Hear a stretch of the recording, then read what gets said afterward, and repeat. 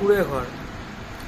কুঁড়ে ঘর কিরকমভাবে আঁকলে দেখতে ভালো লাগবে, কারণ অনেকেই কুঁড়ে ঘর আঁকো কিন্তু কুঁড়ে ঘরটা ঠিক দেখতে ভালো লাগে না। কারণ কি, কুঁড়ে ঘরের যে ডিটেলসগুলো দেওয়া দরকার সেইগুলো ওর মধ্যে থাকে না, শুধু স্ট্রাকচারটাই দাঁড়িয়ে থাকে কুঁড়ে ঘরের, কিন্তু ভালো লাগে না।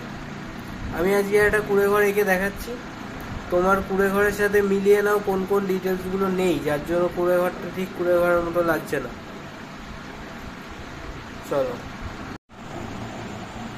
ছোটবেলায় আমরা যেভাবে কুঁড়ে ঘর আঁকতাম সেটা এইরকমভাবে লাইন টেনে কোনা করে আবার গিয়ে এরকম গিয়ে এই কোনা থেকে লাইন টেনে টেনে যুক্ত করে নিচের লাইনটা সোজা করে টেনে এরকম ভাবে ঘর আঁকতাম।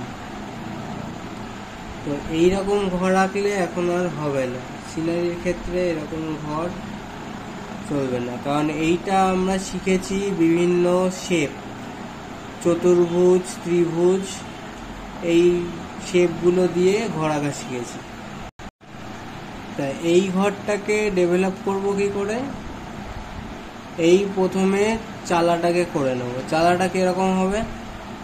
এরকম একটা লাইন টানবো, এই ওপরের লাইনটা টানবো, তার উপরে লাইন টেনে এই কোণায় যুক্ত করে দেব, আর এই ভেতর থেকে আরেকটা লাইন টানতে হবে, যেটা এই লাইনটা যেরকম সোজা গিয়েছে এইরকম সোজা যাতে এই লাইনটা মিলে যায়, এরকম ভাবে একটা লাইন টানবো। এবার এই যে কোণা থেকে আমরা লাইনগুলো টানতাম আগে, সেই কোণা থেকে লাইন টানলে হবে না, এই কোণাটা কিন্তু এখানে দুটো কোণা হয়ে গেছে।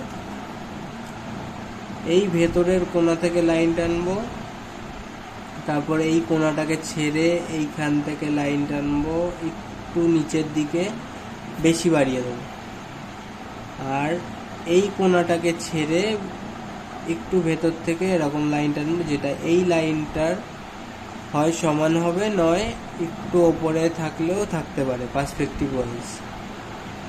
এবার এই তিনটে কোণাকে যুক্ত করে দেবো। এবার দরজাটা করব, আর এইখানে জানলাটা করব। জানলাটা করার সময় মাথায় রাখতে হবে এই দুপাশে দুটো লাইন যেরকম সোজা নেমেছে এরকম দুপাশে দুটো লাইন সোজা নামাবো, এই লাইনটা যেরকম বেঁকে এই লাইনের সাথে যুক্ত হয় সেরকম ভাবেই এই লাইনটাকে এর সাথে বেঁকিয়ে যুক্ত করব, আর ওপরের লাইনটাকে সমান, তাহলে পার্সপেক্টিভটা ঠিক থাকবে। এইবার ঘর তো হলো এরকম, এই ঘরের নিচে এরকম একটু একটু দাগ বাড়িয়ে আরেকটা করে লাইন যুক্ত করে দিলে ঘরের বিটটা হয়ে গেল। এবার আমার আঁকা ঘরের সাথে তোমাদের আঁকা ঘরটা মিলিয়ে দেখে নাও কোথায় কি ভুল আছে।